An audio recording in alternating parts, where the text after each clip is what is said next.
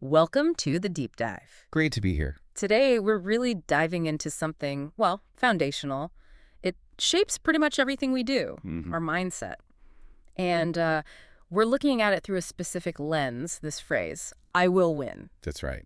And for this deep dive, you've given us a really interesting set of sources, notes, thoughts, various insights, Yeah. all kind of circling around this idea of how our internal world, what we tell ourselves, how that impacts our external reality profoundly. Okay. So our mission, really, is to unpack all this, see how maybe even small shifts in thinking in that self-talk can make a huge difference. Especially when things feel tough, right? Exactly, when you're facing challenges. Because it feels like it's not about just, ignoring the hard stuff or pretending everything's perfect. No, not at all. It's more about cultivating something inside. Precisely. So looking at these sources, we're going to explore, I guess, what winning can actually mean beyond the obvious. Right. And where does that nagging doubt really come from? A key question. How we can maybe train our inner voice, learn from setbacks, Navigate them, yeah. and ultimately find that sort of quiet strength, Right. real confidence. It's definitely a journey from the inside out, and the sources, they really stress starting somewhere many of us kind of skip over. Okay, let's get into that. My first thought is usually, okay, once I achieve this thing, then I'll feel confident. The classic model. Or, once I see the results, then I'll have that winning mindset. But these sources seem to flip that completely. They absolutely do. That's probably one of the biggest takeaways here. Your mindset isn't the reward you get after success. Okay. It's the lens. It's Right. the starting point from which success actually becomes possible. Ah. Think about it. If your inner world is constantly going, oh, this probably won't work, or I'm not really cut out for this, Yeah. those quiet thoughts, they become real barriers. So my brain isn't just like passively taking in the world, it's actively listening to the story I'm feeding it. Exactly that. Right. And then it starts looking for confirmation. Right. Confirmation bias. Precisely. If the story is, I'm probably going to fail, your mind subconsciously starts picking up on all the reasons to maybe quit early or not fully commit. To make the story true. Yeah, to confirm that narrative.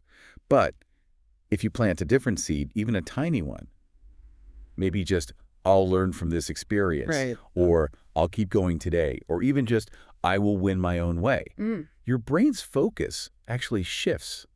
It starts noticing the small bits of progress, potential openings it might have ignored before. That totally reframes it. Yeah. So it's less about like shouting affirmations in the mirror Right, not necessarily forced positivity. and more about just setting an internal direction, giving your inner compass somewhere to point.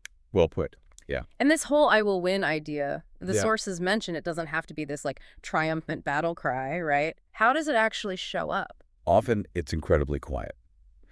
The sources suggest that winning, especially when things are difficult, isn't always about the big external prize. Sometimes, winning is just choosing not to give up on yourself that day. Just showing up again. Showing up again, even when you're tired, unsure.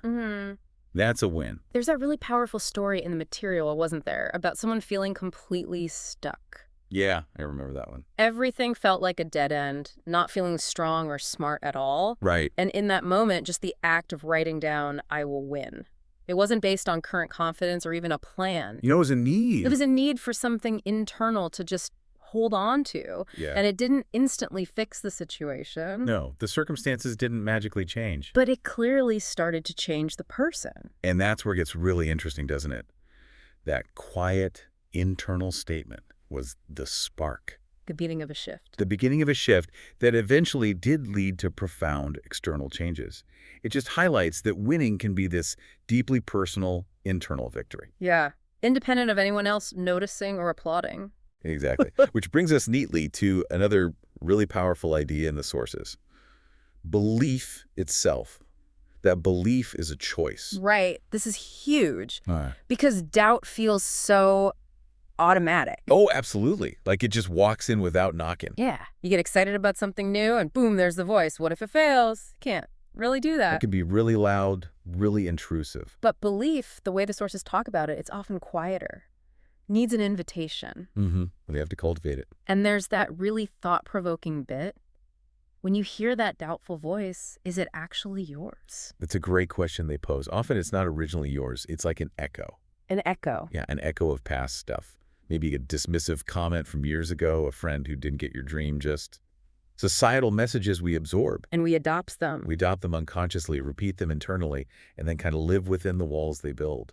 Wow. So building genuine belief means actively choosing to talk back to that noise. Yes, acknowledging it, maybe, okay, fear, I hear you. But then following up with, and yet, I'm choosing to move forward anyway. It really is a decision then. Absolutely. The sources mentioned someone wanting to start a project, right? And just being swamped by all the what-ifs. Yeah, the fear of failure, embarrassment, almost talking themselves out of it. Totally. But then came that quieter thought. You don't have to kill the fear. You just need to nurture the belief more than you feed the doubt. It's like acting as if you believe, even if the feeling isn't 100% there yet. Exactly. And the more small actions you take from that chosen belief, The more the feeling starts to catch up. precisely. Doubt is just one story you could tell yourself. Belief is a decision you make. And your actions, however small, show which one you're prioritizing. You don't have to completely silence the doubt, which feels, well, maybe impossible sometimes. Probably unrealistic, yeah. Uh-huh. You just need to make sure belief gets the last word. Okay. And that starts with those quiet, small statements. I can try this. I'll learn something here. I've handled tough things before. I'm still figuring it out. And these aren't just like empty, happy thoughts. No, they're small, deliberate acts. Choosing belief over just passively accepting the doubt that pops up. That feels much more manageable. Belief isn't always some grand emotion. Sometimes it's just the quiet act of showing up again, Opening the blank page. putting on the running shoes, Yeah. making the call you're nervous about. Yes. It's belief demonstrated by action, especially when no one's watching. Right. No applause needed. And the sources point out something interesting happens then. The way people interact with you starts to shift. How so? Not because you're suddenly a totally different person, but because you're carrying yourself differently. Like someone who believes they matter, whose work has value. You stop apologizing for taking up space, maybe? Or for having goals? Exactly. And even if some people still doubt you, you don't anymore. Or at least you don't let their doubt run the show internally. And maybe that's the real win, not getting everyone else on board, not being perfect, but cultivating that quiet, steady belief that you're allowed to try, to grow, to become whatever other people think. That internal foundation. So how do we actually nurture that, strengthen it day by day? Which brings us right back to the inner voice. Yes, the constant companion. That internal narrator who's there from morning till night. And for so many of us, that voice defaults to being pretty critical, doesn't it? Surprisingly harsh, often quick to judge, dismisses progress, focuses on flaws. Yeah, if you had a friend who talked to you like that. You wouldn't keep them around long. Exactly. Yet we let this untrained, often kind of mean inner critic just run wild, sometimes thinking it's keeping us realistic or something. Or motivated through negativity, which rarely works long term. But the really hopeful part from the sources is this isn't fixed. You can retrain that voice. Absolutely. And it starts, they suggest, just one simple sentence at a time. Yes. And the key insight is you don't wait until you feel better to speak better to yourself. You speak kindly first. You choose to speak more supportively first. And often, the feelings start to follow that lead.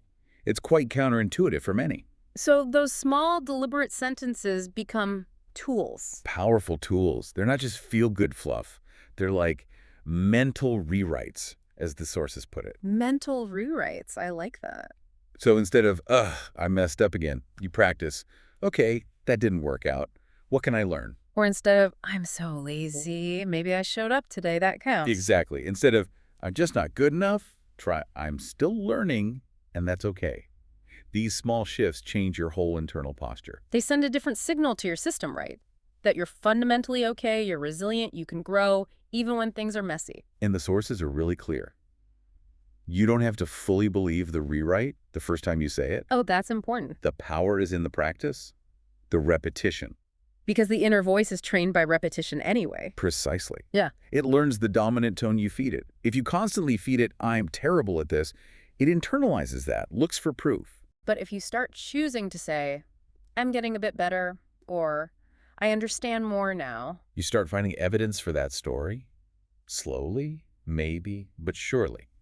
You build a new internal narrative. It reminds me of that example in the sources about the language learners The English learner. who came in believing they were too old or had bad memories. Common beliefs, unfortunately. And the facilitator didn't argue, just asked, what if that's not the whole story? Gentle redirection. And over time, by focusing on effort, small wins. The students themselves started offering the rewrites. I'm improving.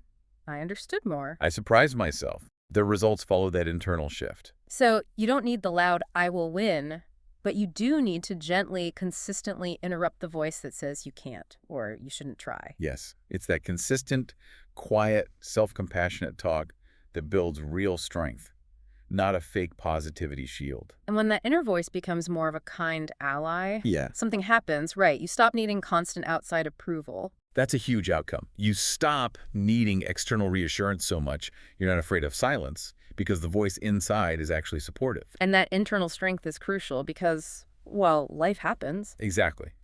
The sources are realistic. No matter how good your mindset, there will be curveballs, setbacks. Plans will go wrong. Your best effort won't always get the result you wanted, at least not right away. Definitely not. And in those moments, oh, that old doubtful voice is just waiting, isn't it? Ready to pounce. See? Told you so. It's so tempting to just give in then, give up. It is. But the sources offer this different frame. Winning isn't about avoiding setbacks. It's about how you process them How you learn from them. and how you choose to keep going anyway. That doesn't mean pretending it doesn't hurt. No, absolutely not. Feel the disappointment, the frustration, but don't let it harden you or shut down your future. There was that story of the project failing completely after months of work. Yeah, a tough one. The initial reaction was pure self-doubt. Maybe I'm just not cut out for this. Understandable. But after allowing for that sadness, the turning point was asking that simple question. Okay, what did I actually learn here? And that question was like a lifeline. It really was, according to the source. It brought clarity. Lessons about intuition, about focusing on substance, about real connection. Things that an easy success might not have taught. Exactly. The failure ended up being incredibly instructive. So you get to rewrite what losing means for you. Yes. Instead of, I failed, maybe it's, I learned what doesn't work. Instead of I'm bad at this, it's I'm actively learning, still in the process. Instead of they rejected me, perhaps. Okay, that door closed. Now I'm free to find the right one. Can you feel the shift in energy just saying those? Totally. One voice shuts you down in shame.